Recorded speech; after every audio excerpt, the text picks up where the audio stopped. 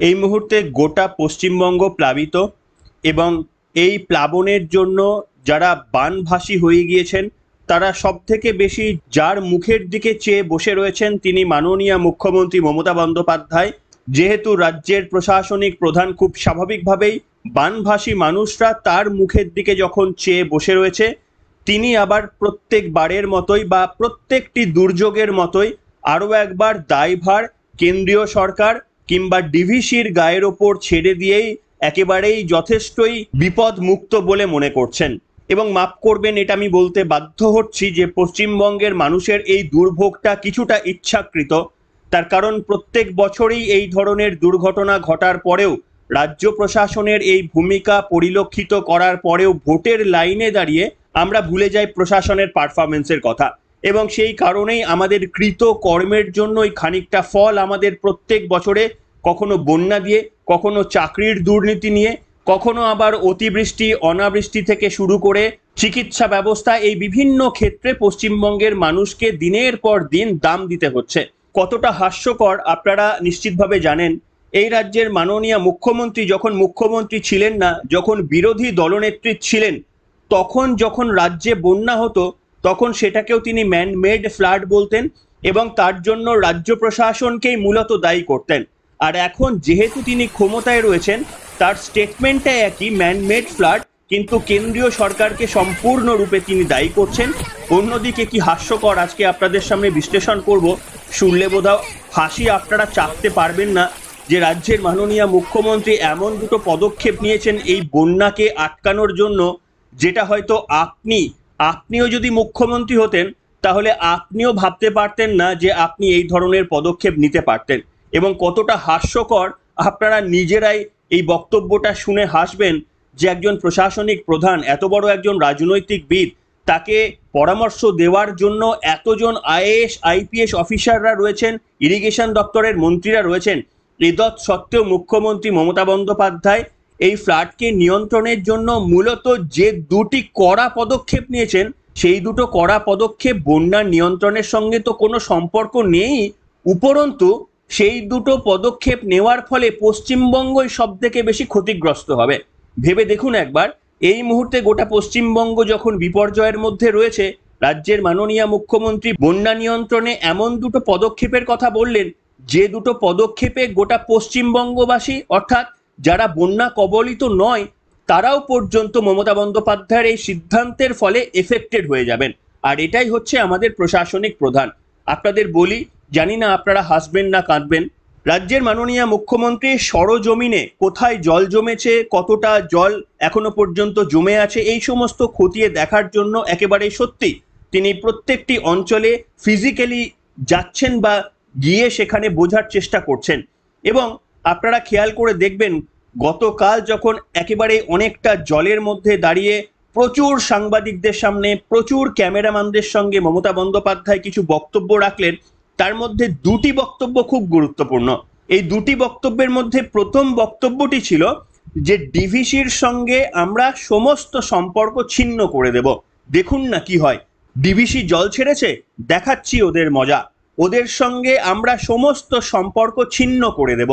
এই ধরনেরই মাননীয় মুখ্যমন্ত্রী বলেছিলেন। কি বলেছিলেন আপনাদের একটু ছোট্ট করে শুনিয়ে নিই, তারপরে আসবো ব্যাখ্যায় যে এটা কতটা আত্মঘাতী সিদ্ধান্ত সেটা বলবো আপনাদের। শুনুন প্রথম বক্তব্য। আমি তো ডিভিসির সাথে সব সম্পর্ক পশ্চিমবাংলার কাট আপ করবই। আমি ফিরে গিয়ে আমার একটাই কাজ, কি মনে করছেন এটা পুরো জল ছাড়া বৃষ্টির জন্য এই বন্যা হয়নি। This is not for rain. Yes, 4-5 days there was a rain, but we can tolerate that. We have so many infrastructure and system, but I cannot tolerate, people cannot tolerate more than 5 lakh cubic water what has been released from DVC and other area. শুনলেন বন্ধুরা, এটা গেল প্রথম বক্তব্য। অর্থাৎ মমতা বন্দ্যোপাধ্যায় এই সিদ্ধান্তটা নিয়ে পশ্চিমবঙ্গের আপামর জনগণকে বোঝাতে চেয়েছেন যে তিনি কতটা ক্রুদ্ধ। পশ্চিমবঙ্গবাসীর এই দুর্দশাকে সহ্য করতে না পেরে তিনি একটা প্রশাসনিক পদক্ষেপ নিচ্ছেন। কি পদক্ষেপ না, তিনি নবান্নে ফিরে গিয়েই বলেছিলেন যে প্রথম যে কাজটি করবেন ডিভিসির সঙ্গে সম্পর্ক ছিন্ন করা। এবার আপনাদের জানিয়ে দিই যে ডিভিসি কিন্তু ইচ্ছামতো জল ছাড়তে পারে না। ডিভিসির একটা কমিটি রয়েছে যার নাম Damodar valley reservoir regulation committee, DVRRC. এই ডিভিআরআরসির মেম্বার রয়েছে যেমন ডিভিসি কর্তৃপক্ষ, তেমন মেম্বার রয়েছে ওয়েস্ট বেঙ্গল গভর্নমেন্ট এবং ঝাড়খণ্ড গভর্নমেন্ট। এবং কোথায় কতটা জল ছাড়া হবে, কখন জল ছাড়াটা একান্তই প্রয়োজন, সেই সমস্ত সিদ্ধান্ত এই কমিটি নেয় ডিভিআরআরসি, যার মধ্যে প্রতিনিধি রয়েছে কিন্তু পশ্চিমবঙ্গের গভর্নমেন্টের। এটা জানা সত্ত্বেও, অর্থাৎ মুখ্যমন্ত্রী মমতা বন্দ্যোপাধ্যায়ের প্রশাসনের কাছে সম্পূর্ণরূপে খবর ছিল যে ডিভিসি কখন জল ছাড়তে পারে। আসুন আপনাদের দেখাই কেন্দ্রীয় মিনিস্ট্রি অফ জলশক্তি সেখান থেকে কি বলা হয়েছে। Damodar valley reservoir regulation committee DVRRC advise all releases and has representatives from Government of West Bengal, Government of Jharkhand, Central Water Commission and from DVC. Protocol regarding prior intimation to all concerned authorities regarding the scheduled flood release were flooded by DVC. এবং 19শে September এটা প্রকাশ করা হয়েছে, যেখানে বলা হয়েছে সকল কর্তৃপক্ষকে অর্থাৎ ওয়েস্ট বেঙ্গল গভর্নমেন্টকে, ঝাড়খণ্ড গভর্নমেন্টকে এটার প্রায়র ইন্টিমেশন দেওয়া হয়েছিল। এবং আপনারা জানেন কিনা জানি না যে এটা একেবারেই সত্য একটি ঘটনা। যে ধরনের আমাদের বাঁধগুলো রয়ে গিয়েছে, যেমন ধরুন মাইথন বাঁধ, পঞ্চেত বাঁধ, তিল্লিয়া বাঁধ, কোনার বাঁধ, এই সমস্ত ড্যাম যেগুলো রয়ে গিয়েছে, ডিভিসি যদি না ছাড়ে, ধরুন একটা বাঁধের যা ক্যাপাসিটি রয়েছে 400 ফুট বা 450 ফুট, তার 80% ভর্তি হয়ে যাবার পরেও যদি ডিভিসি জল না ছাড়ে, তাহলে তার যে পরিস্থিতি হবে, আজকে আপনারা এই বন্যার ফলে যা পরিস্থিতি দেখছেন তার থেকে 10 গুণ অন্তত ভয়ঙ্কর পরিস্থিতির সৃষ্টি হবে যদি এই ড্যামগুলো বাঁধ থেকে জল না ছাড়ে। কাজেই বুঝতেই পাচ্ছেন যে এটা একেবারেই সায়েন্টিফিক একটা প্রসিডিওর। এটা ছাড়া আর অন্য কোনো রাস্তা নেই যে বিভিন্ন ড্যামগুলো যখন ভরে যায় তখন জল ছাড়াটাই একমাত্র কিন্তু পদক্ষেপ, এবং সেটা প্রশাসনকে জানিয়েই করা হয়। এবার বুঝতেই পাচ্ছেন যে মমতা বন্দ্যোপাধ্যায়ের প্রশাসন কিছুই জানতো না। তাদের না জানিয়ে যে ডিভিসি জল ছাড়িয়ে ইচ্ছাকৃতভাবে পশ্চিমবঙ্গে বন্যা সৃষ্টি করে দিয়েছে, এটা একেবারেই মিথ্যে কথা। আচ্ছা, এবার আপনাদের দেখাবো মুখ্যমন্ত্রী মমতা বন্দ্যোপাধ্যায় বললেন না সমস্ত সম্পর্ক ত্যাগ করব। আপনাদের ডিভিসি পাওয়ার স্টেশন ক্যাপাসিটির একটা পরিসংখ্যান দেখাচ্ছি। সেখানে দেখুন মেজিয়া থার্মাল পাওয়ার স্টেশন, সেখানে বিদ্যুৎ তৈরি করে ডিভিসি 2340 মেগাওয়াট। Durgapur steel thermal power station, সেখানে ডিভিসির আন্ডারে বিদ্যুৎ তৈরি হয় 1000 মেগাওয়াট। রঘুনাথপুর থার্মাল পাওয়ার স্টেশন, সেখানে ডিভিসি নিয়ন্ত্রিত বিদ্যুৎ তৈরি হয় 1200 মেগাওয়াট। এবং মাইথন হাইডেল স্টেশন, সেখানে বিদ্যুৎ তৈরি হয় 63 মেগাওয়াট। অর্থাৎ পশ্চিমবঙ্গে যত পরিমাণে বিদ্যুৎ তৈরি হয় তার 69% 4603 মেগাওয়াট এই বিদ্যুৎ তৈরি হয় কিন্তু ডিভিসির মাধ্যমে। এবার ভাবুন যে মাননীয় মুখ্যমন্ত্রী বলছেন যে ডিভিসির সঙ্গে সমস্ত সম্পর্ক ছিন্ন করে দেব, তাহলে বুঝতে পারছেন যে গোটা পশ্চিমবঙ্গটা অন্ধকারে ডুবে যাবে। এবং মুখ্যমন্ত্রী সম্ভবত নিজেও জানেন যে এই সিদ্ধান্ত তিনি নিতে পারবেন না, এবং তিনি এই বক্তব্য বলার 36 ঘন্টা অতিক্রান্ত হয়ে যাওয়ার পরেও তিনি এই সিদ্ধান্ত নেননি। কিন্তু ওই যে মানুষকে রাজনৈতিকভাবে কিছু একটা খাওয়াতে হবে, যে আমরা তো কিছু করতে পারছি না, কিন্তু ওই তোমাদের পাশে রয়েছি, ডিভিসির গায়ে পুরো দোষটা যদি দিয়ে দিতে পারি, তাহলে মানুষ জনপ্রতিনিধিদের কাছে গেলে বেশি করে প্রশ্ন করবে বিজেপি প্রতিনিধিদের। তার কারণ মানুষ বলবে মমতা বন্দ্যোপাধ্যায় বলেছেন কেন্দ্রীয় সরকারের জন্য এই ফ্লাড হয়েছে, সেই কারণেই কিন্তু এটা একটা রাজনৈতিক প্রয়াস। প্রথমটা আপনাদের দেখালাম। আসুন দ্বিতীয় বক্তব্যটা এবার আপনাদের দেখাবো, সেটা আরো কতটা হাস্যকর। প্রথমেই বলেছিলাম দ্বিতীয় বক্তব্যটা মমতা বন্দ্যোপাধ্যায়ের শুনুন। মমতা বন্দ্যোপাধ্যায় এই বন্যা আটকাতে আরো যে একটা পদক্ষেপ নিয়েছেন, সেটা মোটেই বন্যা সংক্রান্ত নয়। তিনি বলেছেন পশ্চিমবঙ্গ এবং ঝাড়খণ্ডের যে বর্ডার রয়েছে সেই বর্ডারটা তিনি 3 দিনের জন্য সিল করে দেবেন। কেন না, ঝাড়খণ্ডের তাদের বন্ধু সরকার যে রয়েছে হেমন্ত সোরেনের সরকার, তাদের উপর মমতা বন্দ্যোপাধ্যায়ের খুব রাগ। কেন, জল ওই সমস্ত জায়গা থেকেই কিন্তু ডিভিসির মাধ্যমে পশ্চিমবঙ্গে ঢুকেছে। এই জন্য হেমন্ত সোরেনের সরকারের ওপর খুব মমতা বন্দ্যোপাধ্যায়ের রাগ, যে মমতা বন্দ্যোপাধ্যায় হেমন্ত সোরেনের এই গ্রেপ্তারি নিয়ে সব থেকে বেশি আওয়াজ তুলেছিলেন। সে যাই হোক, কিন্তু মমতা বন্দ্যোপাধ্যায় বন্যা আটকাতে এবং হেমন্ত সোরেনের সরকারের ওপর প্রতিশোধ নিতে হাস্যকরভাবে এই বন্যা নিয়ন্ত্রণের নাম করে 3 দিনের জন্য সড়ক পথে বর্ডারটা সিল করে দেওয়ার কথা বলেছিলেন। কি বলেছিলেন মুখ্যমন্ত্রী শুনুন আপনারা। আমরাও সিদ্ধান্ত নিয়েছি, যেহেতু জল ঢুকছে এমনকি আমি দেখে এলাম মিদনাপুর দিয়ে, আপনারাও তো যারা আমার সাথে আসছিলেন, ন্যাশনাল হাইওয়েতেও জল উঠছে। সুতরাং 3 দিন ঝাড়খণ্ডের বর্ডার বন্ধ থাকবে, সিল থাকবে। Please send this message to Rajiv Kumar DG immediately. 3 দিন বর্ডার থাকবে বন্ধ, তার কারণ গাড়ি ঢুকলে জলে ডুবে যাবে, এটা আমি চাই না। আর ডিবিসির সাথে অল সম্পর্ক আমি তো কাট আপ করবই, because it is too much, it is too much. তারপরেও জল ছাড়ছে, দাবি করছে বৃষ্টি 8 साल में इतना ज्यादा कभी नहीं हुआ। শুনলেন বন্ধুরা, বন্যা নিয়ন্ত্রণের সঙ্গে এর কোনো সম্পর্কই ছিল না, যদিও মুখ্যমন্ত্রী বলেছিলেন যে জলের তোড়ে নাকি ওই গাড়িগুলো ভেসে যাবে বলে তিনি এই সিদ্ধান্ত নিয়েছিলেন। এর ফলে কি হয়েছে জানেন?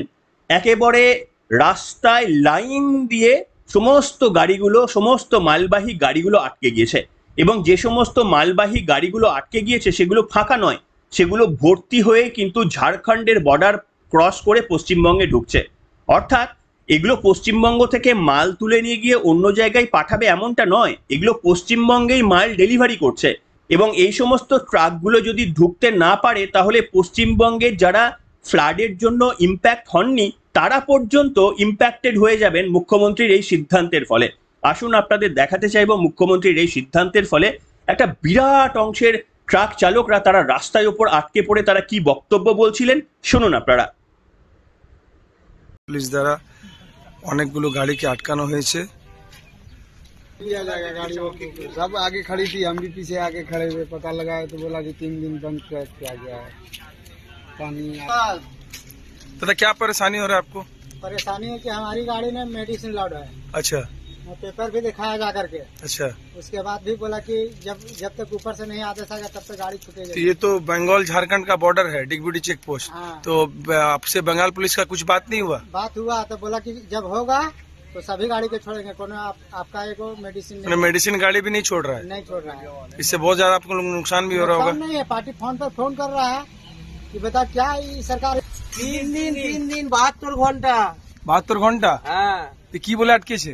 কি বলে বলছে বন্যা হয়ে গিয়েছে তার জন্য আটকাইছে। তো আপনাদের নুকসান মানে অনেক লস হচ্ছে। লস মানে কি বলবো, এত কষ্ট বলে বোঝানো যাবে না, এর চেয়ে বলে মানে কি বলবো, শুধু শুধু এসে আটকে রেখে দিয়েছে। তা আপনার কাউকে এই রোদ্রে আপনার কি কষ্ট হচ্ছে, তার থেকে ডবল গাড়িতে উঠে দেখুন। আবার পেছনের গাড়িগুলো মানে গোবিন্দপুর অব্দি চলে গেছে, তাহলে তাদের কত কষ্ট হচ্ছে। শুনলেন বন্ধুরা, সমস্ত মাল বোঝাই করা সমস্ত ট্রাকগুলো আটকে পড়েছে। যে ট্রাকগুলো পশ্চিমবঙ্গে কেউ ওষুধ সরবরাহ করছে, কেউ খাদ্য সরবরাহ করছে, কেউ কাশ্মীর থেকে আপেল নিয়ে আসছে, এই বিভিন্ন জিনিসপত্র কিন্তু আটকে গেছে। এবং 3 দিন যদি তারা ওখানে আটকে থাকতো তাহলে সমস্ত জিনিস যদি পচে যেত। এমনিতেই দেখছেন পশ্চিমবঙ্গের খুচরো বাজারে, সবজি বাজারে জিনিসপত্রের দাম কি চলছে সেটা আপনারা সকলেই টের পাচ্ছেন। তার উপরে মুখ্যমন্ত্রী যা সিদ্ধান্ত নিয়েছিলেন এই বন্যাকে নিয়ন্ত্রণ করার জন্য রাস্তা অবরোধ করে দিয়েছিলেন, পশ্চিমবঙ্গের মানুষের কি পরিণতি হতো সেটা একটু কল্পনা করলেই বুঝতে পারবেন। এবং বিরোধী দলনেতা শুভেন্দু অধিকারীও এই সিদ্ধান্তের বিরোধিতা করে গভর্নর থেকে শুরু করে কেন্দ্রীয় সড়ক পরিবহন দপ্তর সকলকে ইন্টিমেশন করে মমতা বন্দ্যোপাধ্যায়ের এই পদক্ষেপকে একেবারে সরিয়ে নেওয়ার জন্য চাপ সৃষ্টি করেছিলেন। এবং অবশেষে খবর পাওয়া যাচ্ছে যে মুখ্যমন্ত্রী বুঝতে পেরেছেন, সেটা বলতে পারবো না শুভেন্দু অধিকারীর এই চিঠি লেখার ফলে তার চাপের জন্যই কিনা, যেটা শুভেন্দু অধিকারী দাবি করছেন যে তিনি চাপ দিয়েছেন বলেই মমতা বন্দ্যোপাধ্যায় এই সিদ্ধান্ত প্রত্যাহার করেছেন, সেটা বলতে পারবো না। নাকি মমতা বন্দ্যোপাধ্যায় বুঝতে পেরেছেন আসলে ক্ষতিটা পশ্চিমবঙ্গেরই হচ্ছে, পশ্চিমবঙ্গে জিনিসপত্র না আসতে পারলে ক্ষতিটা পশ্চিমবঙ্গেরই। সেই জন্য শুনলাম যে মমতা বন্দ্যোপাধ্যায়ের সরকার নাকি প্রশাসন সিদ্ধান্ত নিয়েছে ওই সড়ক পরিবহন ব্যবস্থাটাকে আবার স্মুথ করে দিয়েছেন। হ্যাঁ, ছেড়ে দিয়েছে, নো এন্ট্রি এখান থেকে ছেড়েছে এই মাত্র। হ্যাঁ,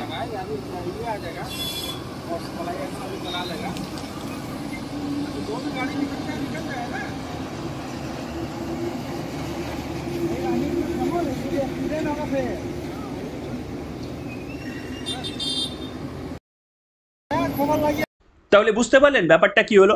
এই যে ভয়াবহ বন্যা পরিস্থিতির সৃষ্টি হয়েছে, মমতা বন্দ্যোপাধ্যায় সরজমিনে ঘুরতে গেলেন এবং সেগুলো দেখলেন, কোথাও হাঁটু অবধি জলে দাঁড়িয়ে, কোথাও গোড়ালি অবধি জলে দাঁড়িয়ে সাংবাদিকদের সামনে বক্তব্য রাখলেন, ক্যামেরাম্যানদের সামনে ছবি তুললেন।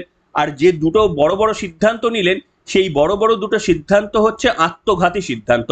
এই আত্মঘাতী সিদ্ধান্তের ফলে হেমন্ত সোরেনের সরকারেরও কিছু হবে না, আর ডিভিসি কর্তৃপক্ষেরও কিচ্ছু হবে না। যা ক্ষতি হবে পশ্চিমবঙ্গের মানুষেরই ক্ষতি হবে। অর্থাৎ মমতা বন্দ্যোপাধ্যায়ের আরও একটা রাজনৈতিক পদক্ষেপ সামনে চলে এলো এবং তিনি বুঝতে পেরে কার্যত 2 পা এগিয়ে 4 পা আবার তাকে পিছনে ফিরে আসতে হলো। ঠিক যেমনটা আমরা আরজিকর কাণ্ড নিয়ে দেখেছিলাম, ঠিক সেই রকমই মমতা বন্দ্যোপাধ্যায় 2 পা এগোলেন, আবার 4 পা পিছিয়ে আসলেন। তার রাজনৈতিক পদক্ষেপগুলো এতটাই ভ্রান্ত, এতটাই উদ্দেশ্যহীন, সেটা আরও একবার প্রকাশ হয়ে গেল। আসুন আপনাদের কয়েকটা ইনফরমেশন এই সম্পর্কে দিয়ে রাখতে চাইবো যে দামোদর নদের অববাহিকা বাংলা এবং ঝাড়খণ্ড অর্থাৎ বিহারের একটি বিরাট অংশ জুড়ে ছড়িয়ে রয়েছে, প্রায় 25,000 বর্গ কিলোমিটার এলাকা। এবং যেহেতু একেবারেই প্রাচীন কাল থেকে এই সমস্ত জায়গাতে বন্যা হতো, তাই ব্রিটিশ আমলেই বর্ধমানের মহারাজা এবং বিজ্ঞানী মেঘনাদ সাহা তারা মিলে একটা কমিটি তৈরি করেছিলেন। সেখান থেকে কিন্তু ডিভিসি তৈরির পরিকল্পনা সৃষ্টি হয়। তারপরেই কাজ শুরু হয় 1948 সালে 7ই জুলাই। সেইখান থেকেই ডিভিসি কিছু নিয়ম মেনে চলে আসেন, যেমন এই ডিভিসি থেকে কোন গেট থেকে কতটা জল ছাড়া হবে, কতটা পরিমাণ পর্যন্ত জল রাখা হবে, এই সিদ্ধান্তগুলো নেয় একটা কমিটি, যে কমিটির মধ্যে রয়েছে ঝাড়খণ্ড এবং পশ্চিমবঙ্গ সরকারও। অর্থাৎ পুরোটাই আলোচনার ভিত্তিতেই হয়, জল ছাড়া হবে কি জল ছাড়া হবে না সেটা পশ্চিমবঙ্গ সরকার এবং ঝাড়খণ্ড সরকারের সঙ্গে আলোচনার ভিত্তিতেই কিন্তু হয়ে থাকে। এই ধরুন আপনারা হয়তো অনেকেই মাইথন ড্যাম্পে গেছেন, সেখানে মাইথন জলাধারে 500 ফুট পর্যন্ত জল ধরে রাখার ক্ষমতা রয়েছে এবং জলের স্তর যখনই 480 ফুট পার হয়ে যায় তারপরে মাইথন ড্যাম থেকে জল ছাড়তেই হবে। যদি তারা জল না ছাড়ে তাহলে আজকে যা পরিস্থিতি দেখছেন তার থেকেও ভয়াবহ কিন্তু পরিস্থিতি তৈরি হতে পারে। সেই কারণেই দেখুন কোনো উপায় নেই, এটা করতেই হবে। এবার রাজ্যের মাননীয় মুখ্যমন্ত্রী তিনি যদি সত্যি অনেস্টি দিয়ে ব্যাপারটাকে বিবেচনা করার চেষ্টা করেন, যদি এর মধ্যে রাজনীতি না আনেন, তাহলে তার আজ থেকে সতর্ক হওয়া উচিত আগামী দিনে এই ধরনের ঘটনা ঘটলে কিভাবে চ্যানেলাইজ করা যায়। এই যে জলগুলোকে ছাড়া হচ্ছে সেই জলগুলোকে চ্যানেলাইজ করে কিভাবে বিভিন্ন জলাধারের মধ্যে দিয়ে গিয়ে সেগুলোকে প্রপারলি নদীর মধ্যে মিশিয়ে দেওয়া যায়, এই ধরনের কিন্তু বৈজ্ঞানিক চিন্তা ভাবনা করতে হবে। কিন্তু আপনি যদি বলেন যে এর জন্য মোদী সরকার দায়ী, এর জন্য ডিভিসি দায়ী, তার মানে হচ্ছে আপনি এই প্রবলেমটা সলিউশনের জন্য কোনো রকমেরই চেষ্টাই করছেন না, আর আপনি ভাবনা চিন্তাও করছেন না। আপনারা জানেন ইতিমধ্যে রাজ্যের মাননীয় মুখ্যমন্ত্রী নরেন্দ্র মোদীকে একটা বিরাট 4-5 পাতার চিঠি দিয়ে দিয়েছেন। এই 50 লক্ষ নাকি বানভাসী হয়েছে তাদের জন্য এই রকম উল্লেখ করে, ম্যানমেড বন্যা এটা উল্লেখ করে প্রধানমন্ত্রীকে চিঠি দিয়ে দিয়েছেন। এবার বলুন তো প্রধানমন্ত্রী নরেন্দ্র মোদী কি পশ্চিমবঙ্গের বন্যা পরিস্থিতি নিয়ন্ত্রণ করবেন? তাহলে তো মমতা বন্দ্যোপাধ্যায়ের সরকারটা তো বিজেপির কাছে ছেড়ে দিতে হয়। আপনারা জানেন এই কিছুদিন আগে আরজিকর নিয়ে যখন ভয়ানক কাণ্ড ঘটলো, তখনও মমতা বন্দ্যোপাধ্যায় আপনারা দেখেছেন পরপর 2টো নরেন্দ্র মোদীকে চিঠি দিয়েছিলেন, নারী সুরক্ষার দাবি এবং ধর্ষণের জন্য উপযুক্ত বিচার চেয়ে প্রধানমন্ত্রীকে 2টো চিঠি লিখে দিয়েছিলেন। অর্থাৎ যখনই কোনো পশ্চিমবঙ্গ বিপর্যয়ের মুখে পড়ে, যখন মানুষ পরিষ্কারভাবে বুঝতে পেরে যায় যে এটা রাজ্য সরকারের অপদার্থতা, তখন ঠিক সেটাকে ঘোরানোর জন্য মুখ্যমন্ত্রী মমতা বন্দ্যোপাধ্যায় সঙ্গে সঙ্গে প্রধানমন্ত্রীকে চিঠি লিখে এটা বোঝানোর চেষ্টা করেন এই দায় আমাদের নয়। অর্থাৎ ভাবুন পশ্চিমবঙ্গের এই যে এত চাকরি চুরি হচ্ছে, এই যে শিক্ষকরা রাস্তায় বসে রয়েছেন, ডাক্তারি পড়ুয়ারাও নাকি টুকলি করে পাশ করেন, এবং গরু চুরি, কয়লা চুরি, জিনিসপত্রের দাম বৃদ্ধি, বন্যা পরিস্থিতি, এই প্রত্যেকটি নাকি আমাদের এই রাজ্য সরকারের কোনো দায় এবং দায়ভার কিচ্ছু নেই। সমস্ত দায় এবং দায়ভার নাকি কেন্দ্রীয় সরকারের। এমনকি আপনাদের মনে রয়েছে এই যে করোনা হয়েছিল সেটারও নাকি করোনার দায় ছিল কেন্দ্রীয় সরকারের, রাজ্য সরকারের কোনো দায় ছিল না। অর্থাৎ রাজ্য সরকারের আমাদের কোনো দায় এবং দায়ভার তারা নেবে না। আমাদের যা কিছু বাজে ঘটবে সেইগুলো নিয়ন্ত্রণে এই রাজ্য সরকার করবে না, তারা সঙ্গে সঙ্গে একেবারে আঙুল তুলে দেখিয়ে দেবে দিল্লির দিকে। আর এই রাজ্য সরকার যে কোনো ছোট থেকে অতি ছোট জিনিসও তারা একেবারে নিজেদের বুক বাজাবে, তাদের পিঠ চাপড়াবে যে আমরা কতটা ভালো। এই প্রশাসনকে যদি আপনারা দেখতে চান তাহলে নিশ্চিতভাবে ভুলবেন না আগামী 2026 সালে যে নির্বাচন রয়েছে, সকাল সকাল চলে যাবেন, সমস্ত ফ্যামিলি মেম্বারদের নিয়ে চলে গিয়ে এই প্রশাসনকে আরও একবার জয়যুক্ত করবেন। তবে হ্যাঁ, ওই বন্যা হলে, চাকরি চুরি হলে, ডাক্তারের কাছে গিয়ে চিকিৎসা না পেয়ে মৃত্যু হলে দয়া করে অভিযোগ করবেন না। দুটো তো আর পাশাপাশি চলতে পারে না। এই সিদ্ধান্তটা তো আমাকেই নিতে হবে, আপনাকে নিতে হবে এবং রাজ্য সরকারকেও নিতে হবে যে যে তারা কিভাবে আগামী দিনে রাজ্যটাকে পরিচালিত করতে চায়। কি বলবেন? আপনাদের মতামতের প্রতীক্ষায় থাকলাম। এখনকার মতো এখানে শেষ করলাম।